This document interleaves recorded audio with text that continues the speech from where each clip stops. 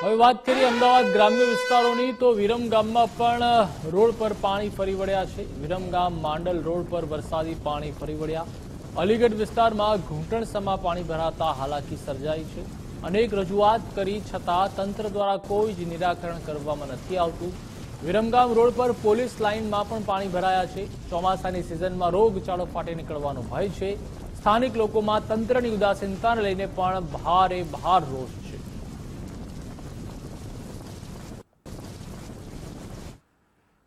અમદાવાદ ગ્રામ્ય વિસ્તારમાં છેલ્લા 4 દિવસથી મેઘરાજાએ વિરામ લીધો છે, પરંતુ હજુ પણ અમદાવાદ ગ્રામ્ય વિસ્તાર છે, અમુક જે તાલુકા આવેલા છે ત્યાં હજુ પણ વરસાદી પાણીનો ભરાવો જે છે યથાવત જોવા મળી રહ્યો છે।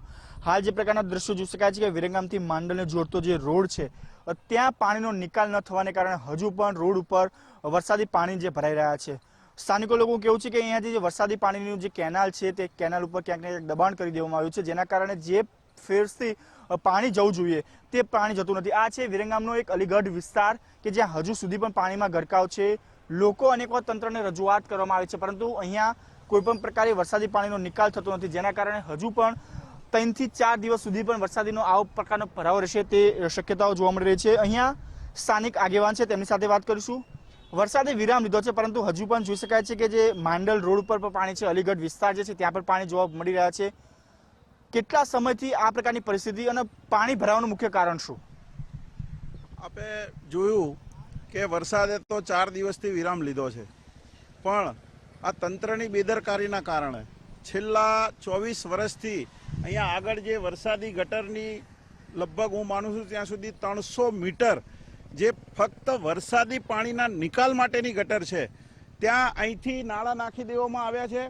હવે 300 મીટરની જે ગટર હતી એના અંદર ફક્ત 2 નાળા નાખી અને ગટરને ઘણા આગળ સુધી બંધ કરી દેવામાં આવી અને આગળ જે ગટર છે એ છેક ડુમાણા રોડ સુધી લઈ જાય છે આ વરસાદી પાણીને, પરંતુ એ ગટર પણ કોઈ વાર સાફ થઈ નથી ઘણા વર્ષોથી, એટલે એ પાણીનો નિકાલ થતો નથી। અને અમે વારંવાર રજૂઆત મ્યુનિસિપલ સુધી અધિકારીઓને કરી છે, પણ આજ સુધી કોઈ પણ અધિકારી અહીંયા અમારી પરિસ્થિતિ જોવા પણ આવ્યા નથી। અંદાજિત કેટલા પરિવારના લોકો છે, કેટલા મકાનો છે કે જ્યાં હજુ પણ આ વરસાદી પાણીથી પરેશાન છે? અહીંયા અલીગઢમાં અમારા લગભગ દાઉદીવાળા સમાજના જ 300 મકાનો છે। એ સિવાય સામે આપ જોઈ રહ્યા છો કે આખી પોલીસ લાઇન છે, તાલુકાની વિરમગામ તાલુકાની મોટી પોલીસ લાઇન છે, એમાં પણ આપે જોયું હશે કે ત્યાં પણ પાણી ભરાયેલા છે 3-3 ફૂટ। અને અહીંયા પણ આપ પરિસ્થિતિ જોઈ શકો છો, લોકોના મકાનોમાં પાણી ઘૂસ્યા છે, દુકાનોમાં પાણી ઘૂસ્યા છે, અને આજ સુધી હજુ પણ આનું કોઈ તંત્ર તરફથી કોઈ ચેક કરવા બી આવ્યું નથી કે પરિસ્થિતિનો તાગ લેવા માટે પણ કોઈ કર્મચારી આવ્યો નથી। આપ કહી રહ્યા છો કે વરસાદી પાણીની નિકાલ માટેની એક જે ડ્રેનેજ લાઈન હતી, ગટર લાઈન હતી, તેની ઉપર દબાણ કરી દેવામાં આવ્યું છે, તો આને લઈને તમે તાલુકામાં કે પછી સ્થાનિક ધારાસભ્યની રજૂઆત કરી છે, ત્યાંથી શું જવાબ મળ્યો છે? અમે આના અનુસંધાનમાં ફોટા પાડી અને અધિકારીઓને જાણ કરી છે, અને અમારા યુવા ધારાસભ્ય ખૂબ ખંતીલા છે, એમણે આ અભિયાન ચોમાસા પહેલાં 1 વર્ષથી ઉપાડેલું છે કે જ્યાં વિરમગામમાં વરસાદી ગટર ઉપર દબાણ છે એ દબાણ હટાવી અને એને ઓપન કરવામાં આવે, જેથી વિરમગામની પબ્લિકને આ ચોમાસામાં દિક્કત જે થઈ રહી છે એનાથી રાહત મળે। પણ કર્મચારી તરફથી આ અંગે કોઈ જ કામગીરી થતી નથી, એના કારણે તંત્રના ખામીના કારણે આ પરિસ્થિતિ આપ અત્યારે જોઈ રહ્યા છો। જે વરસાદી પાણી નિકાલ માટે જે કેનાલ છે તે કેનાલ ઉપર દબાણ કરી દેવામાં આવે છે તેવા આક્ષેપ કરવામાં આવ્યા છે, તંત્રને અનેક વખત રજૂઆત કરવામાં આવી છે, કર્મચારી ક્યાંક ને ક્યાંક આ કામ કરવામાં આળસ દાખવતા હોય તે પ્રકારના દ્રશ્યો જે સામે આવી રહ્યા છે। કેમેરામેન મનીષ દવે સાથે રાહુલ ત્રિવેદી, ગુજરાત ફર્સ્ટ, વિરમગામ।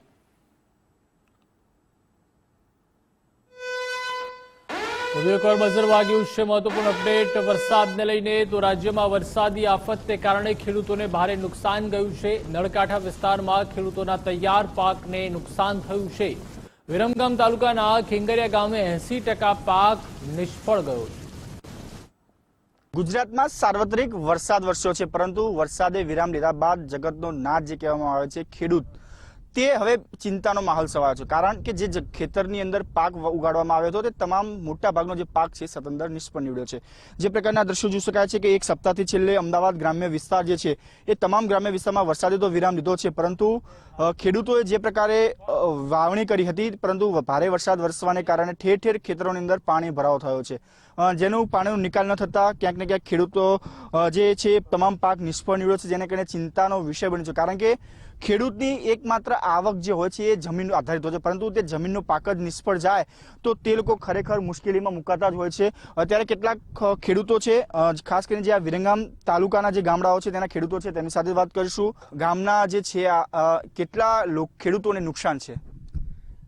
હાલ તો અત્યારે અમે નળકાંઠા વિસ્તારના ખેંગારિયા ગામથી આ ખેડૂતો બધા ઉપસ્થિત થયા છીએ અને છેલ્લા સતત 3-4 દિવસના સખત વરસાદની અંદર ઓછામાં ઓછું અમારા વિસ્તારની અંદર આખા નળકાંઠાના વિસ્તારની વાત કરીએ તો મોસ્ટ આઈએમપી 80% જેટલું નુકસાન અત્યારે હાલમાં છે.